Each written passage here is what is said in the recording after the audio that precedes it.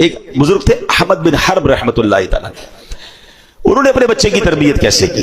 وہ کیا کرتے تھے؟ انہوں نے بچوں کو توکل سکھانا تھا کہ اللہ پر بھروسہ کرنا ہے۔ انہوں نے کہا بیٹا جب بھی بھوک لگے نا تو دعا کرنی اللہ سے، کسی اور سے نہیں مانگنا، اللہ سے مانگنا، یا اللہ کھانا چاہیے۔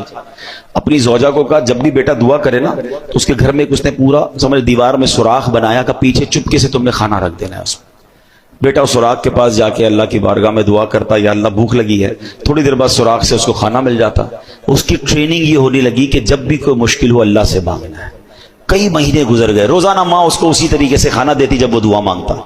ایک دن اس کی ماں جو ہے گھبرا گئی اور اپنے شوہر کے پاس آئی کہ آج عجیب معاملہ ہوا۔ کہا کیا ہوا؟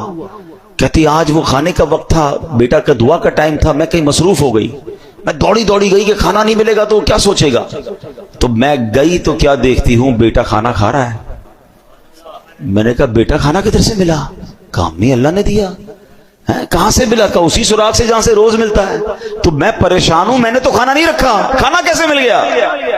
حضرت احمد بن حرب کہتے ہیں مجھے اسی دن کا انتظار تھا، اب تمہیں کھانا دینے کی ضرورت نہیں ہے، اس کا اللہ سے کنیکشن ایسا ہو گیا، اس کو غیب کے خزانوں سے ملنا شروع ہو گیا۔ یہ دیکھیں یہ تربیت کا انداز تھا نا کہ اللہ سے مانگنا ہے، بیٹا اللہ پر بھروسہ رکھنا ہے۔ ہم کہتے ہیں بیٹا پیسے ہوں گے تو تیرا کام ہوگا، پیسے بنا، پیسے تعلقات بنا ورنہ مشکل میں پھنس جائے گا، تیرے رابطے نہیں ہوں گے تو آگے جا کے ڈیفیکلٹ ہو جائے گا۔ ارے کب سکھاؤ گے کہ اللہ سے دوستی کر، اللہ کو راضی کر؟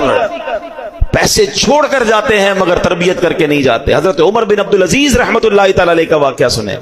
آپ کا جب انتقال ہوا آپ امیر المومنین تھے، آج کے دور کے پرائم منسٹر تھے، پوری آدھی دنیا پر گویا حکومت تھی۔ ہمارا اس طرح کا کوئی بندہ ہو تو پتہ نہیں کتنے خربوں روپے بنا لیتا۔ انتقال ہونے لگا تو بہت تھوڑے پیسے چھوڑ کے جا رہے تھے۔ کسی نے کہا حضرت آپ اتنی بڑی شخصیت اپنے بچوں کے لیے چھوڑا ہی کچھ نہیں، بچا ہی کچھ نہیں، اتنا خرچ کر دیا اللہ کی راہ میں؟ کیا کمال کا جواب دیا ہے۔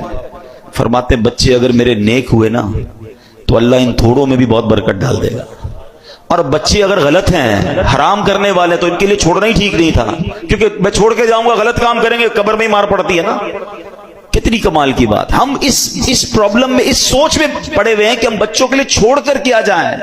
آپ بچوں کی اچھی تربیت کر کے چھوڑ کے جائے، باقی اللہ مالک ہے، اللہ دینے والا ہے۔ اگر وہ اللہ کے نیک بندے ہوئے اللہ غیب کے خزانوں سے انہیں عطا کر دے گا، اور اگر اللہ کو ناراض کرنے والے ہوئے آپ اربوں روپے چھوڑ جائیں وہ برباد ہو سکتے ہیں۔ ہم نے دیکھے برباد ہوتے ہوئے، آپ نے بھی دیکھے ہوں گے کہ باپ نے اتنے پیسے چھوڑے اور بچے بینک کرپٹ ہو گئے، کیوں کہ ان کی عادت ہی ٹھیک نہیں تھی، نہ صدقہ تھا، نہ خیرات تھی، نہ نیکی تھی، نہ باپ کی لیگیسی تھی۔